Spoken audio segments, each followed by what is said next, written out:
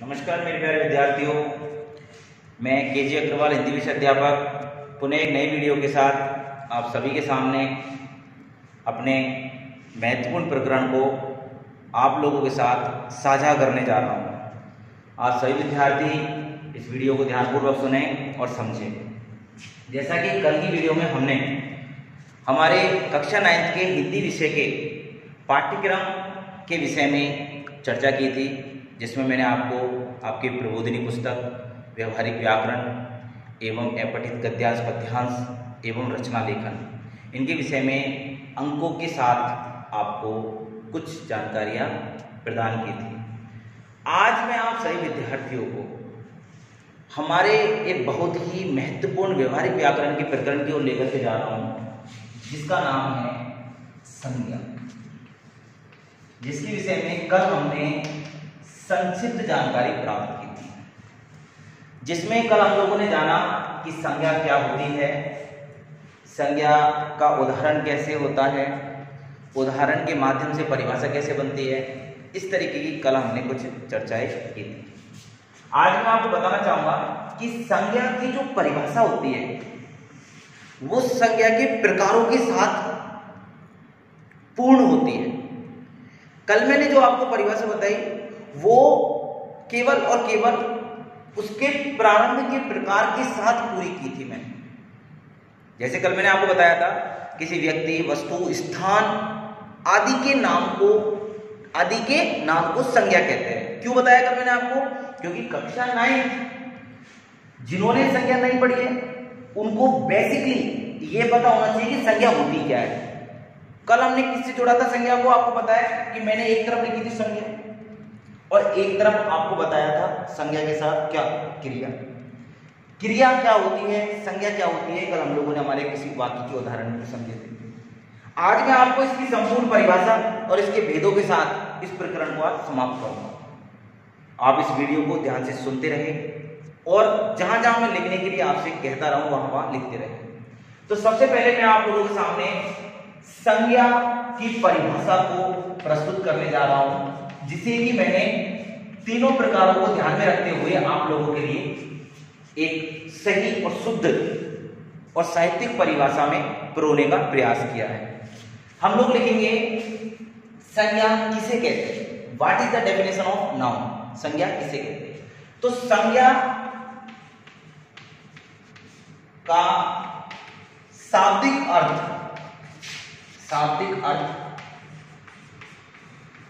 नाम होता है, नाम होता है। अब मैं बात करूं आपसे संज्ञा का शाब्दिक अर्थ, मैंने आपके सामने क्या रखा? नाम, कि संज्ञा एक नाम है। अब आपको संज्ञा को नाम और नाम को संज्ञा मान करके चलना है। जब तक हम इस पूरे प्रकरण को पढ़ेंगे, संज्ञा नाम, नाम संज्ञा, ओके। अब मैं इसकी एक परिभाषा को आपके सामने प्रस्तुत करूं तो परिभाषा के तौर पर मैं आपके सामने रखूंगा कि किसी व्यक्ति, किसी जाति और किसी भाव आदि के, किसी व्यक्ति, किसी जाति, किसी भाव आदि के नाम का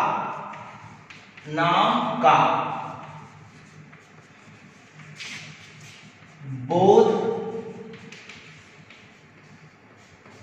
कराने वाली व्याकरणिक इकाई संज्ञा कहलाती है। संज्ञा कहलाती है। क्या लिखा है मैंने आपको? किसी व्यक्ति, किसी जाति, किसी भाव आदि के नाम का, देखो नाम लिखा है मैंने, ना गुण लिखा है, ना दशा लिखा है, ना आपको किसी चीज को लिखा है। किसी व्यक्ति, जाति, भाव आदि के नाम का बोध, ये मैंने 2 बार रिपीट कर दिया आपको, इसमें कंफ्यूज मत होना, इसको एक बार ही पढ़ना। नाम का बोध कराने वाली व्याकरणिक इकाई क्या कहलाती है? संज्ञा कहलाती है। बात समझ में आई आपके? क्लियर? किसी को कोई दिक्कत? ठीक है। अब कल की परिभाषा में अपन ने क्या लिया था बेटा? कल की परिभाषा में अपन लिया था किसी व्यक्ति, स्थान, वस्तु आदि के नाम को, आदि के नाम को। तो कल मुझे आपको उदाहरण के माध्यम से इसे समझाना था, तो मैंने कल आप लोगों को जो संज्ञा की परिभाषा बताई थी वो केवल मात्र एक व्यक्ति के आधार पर समझाई थी। आज मैं आपको जाति के आधार पर, भाव के आधार पर, तीनों आधारों पर क्लियर करूंगा। इस डेफिनेशन को अपनी कॉपी में नोट डाउन करें, फिर हम आगे बढ़ते हैं।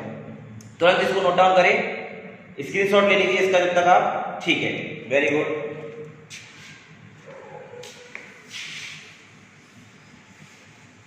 अभी आप सभी विद्यार्थियों ने संज्ञा की परिभाषा के बारे में जाना। अब हम संज्ञा की परिभाषा के बाद संज्ञा के कुछ उदाहरणों की ओर चलते हैं। संज्ञा के कुछ उदाहरणों की ओर चलते हैं। जैसे मैंने आपके सामने रखा राम, राम, दीपा, राम, राम होली पर, होली पर, राम होली पर बंदर को, बंदर को, बंदर को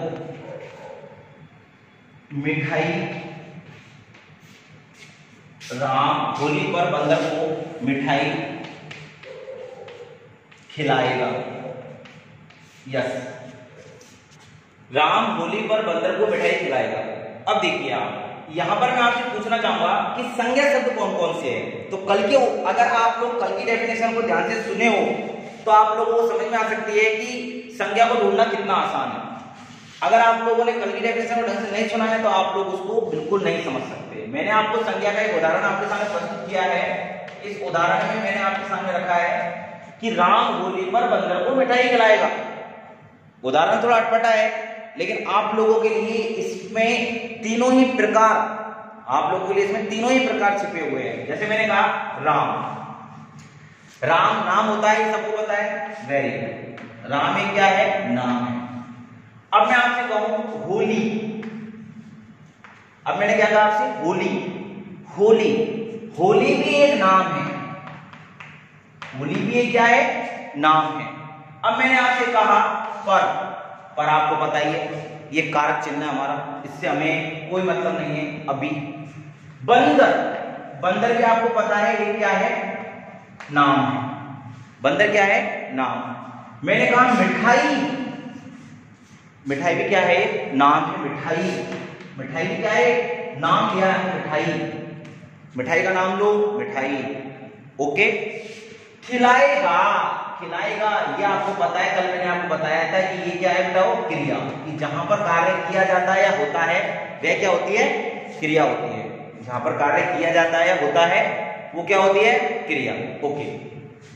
राम होली पर बंदर को मिठाई खिलाएगा। अब मैंने कहा आपसे राम, तो राम क्या है? एक व्यक्ति का नाम। किसका नाम है? व्यक्ति का नाम। अब मैंने आपसे कहा होली, होली क्या है? नाम है। होली किसी व्यक्ति का नाम सुना है क्या आपने? सुना है क्या? आप बताओ। नहीं सुना। लेकिन होली एक त्योहार है। होली एक क्या है?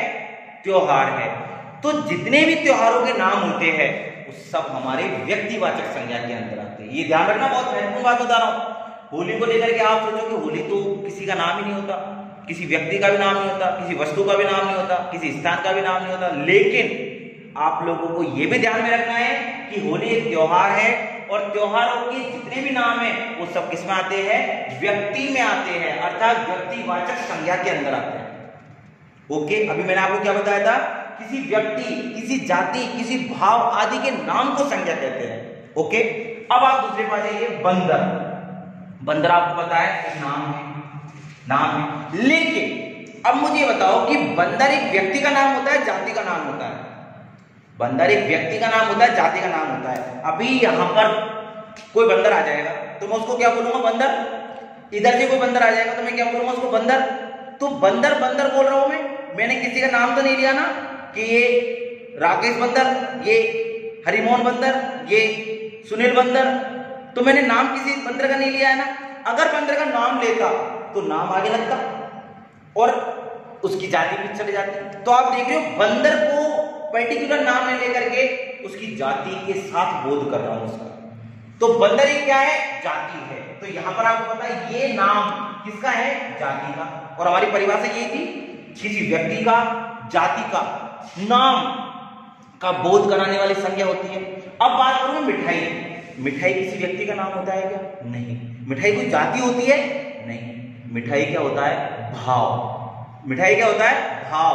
कि खट्टा, मुझे खट्टा लगा तो मैं खट्टापन का मुंह करूंगा, मीठा लगा तो मैं स्वादिष्ट का अपना मन करूंगा। तो मिठाई के अंतर्गत जो नाम आपको मैंने दिया है, इससे जो हमारे मन में जो भाव दिखाई देगा खाने के बाद जो भाव दिखाई देगा वो किस में आएगा बेटा? भाव के अंदर आएगा। तो इसी प्रकार के व्यक्ति, जाति और भाव आदि के नाम को क्या कहते हैं? संज्ञा। That's it. आप लोगों को मैंने उदाहरण समझा दिया है, परिभाषा बता दी है। अब आप लोगों को संज्ञा के भेदों की ओर लेके चलता हूं। यहां तक सभी विद्यार्थियों को क्लियर होगा? Very good.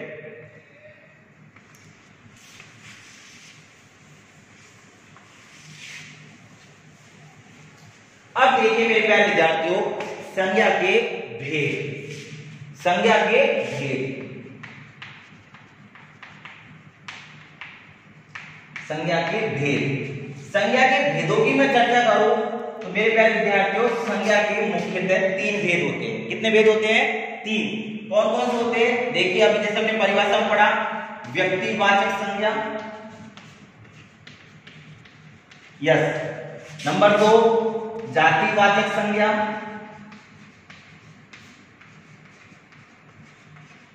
नंबर 3, भाववाचक संज्ञा।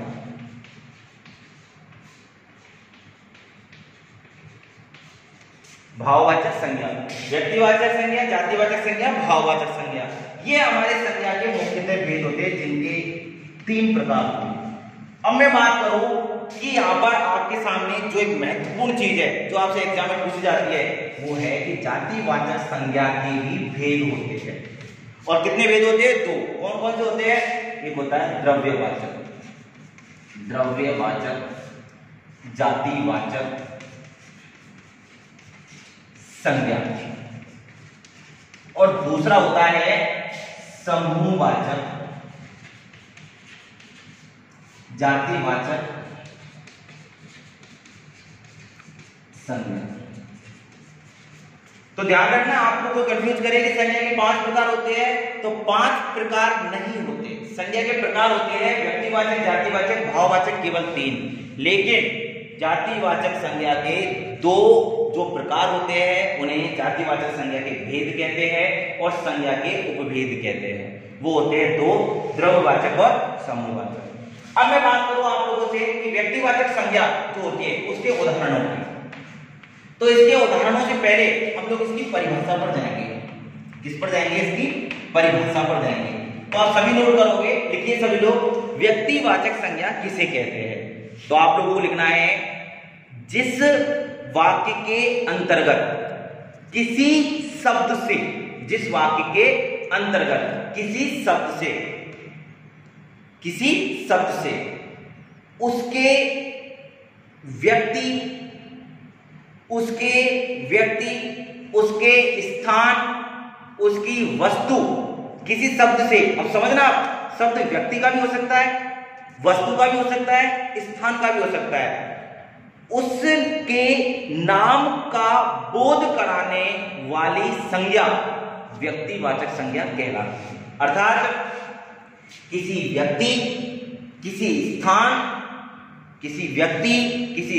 किसी वस्तु आदि के नाम का बोध कराने वाली संज्ञा कौन सी संज्ञा कहलाती है? व्यक्तिवाचक संज्ञा कहलाती है। जैसे मैंने कहा आपसे, राम किसी व्यक्ति का नाम है, जयपुर किसी स्थान का नाम है नहीं है? Very good. अब मैंने कहा स्कूल, ये भी क्या है? किसी स्थान का नाम है। मैंने आपसे कहा टिफिन ले दिया, तो टिफिन क्या है? वस्तु का नाम है। तो किसी व्यक्ति, स्थान, वस्तु आदि के नाम का बोध कराने वाली संज्ञा व्यक्तिवाचक संज्ञा कहलाती है। क्लियर है? ओके। जातिवाचक संज्ञा, किसी जाति के नाम का बोध कराने वाली संज्ञा जातिवाचक संज्ञा कहलाती है। कैसे? जैसे मैंने कहा आपसे, अभी बोला बंदर, ये जाति है या नहीं? आप बताओ। मैंने बोला आपसे तूफान, तूफान क्या है? जाति है नहीं है? तो किसी जाति के नाम का बोध कराने वाली संज्ञा जातिवाचक संज्ञा कहलाती है। भाववाचक संज्ञा किसी भाव के गुण दोषों जैसी विशेषताओं का बोध कराने वाली संज्ञा भाववाचक संज्ञा कहलाती है। किसी वेरी गुड, किसी भी भाव के गुण दोषों का बोध कराने वाली संज्ञा भाववाचक संज्ञा कहलाती है। अब द्रव्यवाचक और जातिवाचक, समूहवाचक, जातिवाचक। द्रव्यवाचक में क्या आएंगे? जितनी भी तरल चीजें होती है, दही, दूध, छाछ, ये सब जाति के अंदर आते हैं। लेकिन जाति में कौन सा भेद होता है बताओ? द्रव्यवाचक। मैं कहूं समूहवाचक, समूहवाचक में क्या आते हैं? समूह आते हैं। जैसे मैंने कहा भेड़ों का झुंड जा रहा है, तो झुंड क्या है? समूहवाचक।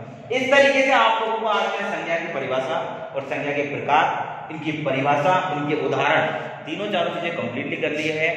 कल मैं आपको संज्ञा से संबंधित एक पीडीएफ सेंड करूंगा जिसमें कि आपको संज्ञा की परिभाषा, संज्ञा के उदाहरण, संज्ञा के प्रकार, सभी चीजों को संकलन करके संक्षिप्त रूप में आप लोगों के सामने प्रस्तुत करूंगा, जिससे कि आप लोग अच्छे से अपने एग्जाम में प्रश्नों को हल करते समय क्या कर सको? उन्हें याद कर सको। आज के लिए इतना ही, धन्यवाद।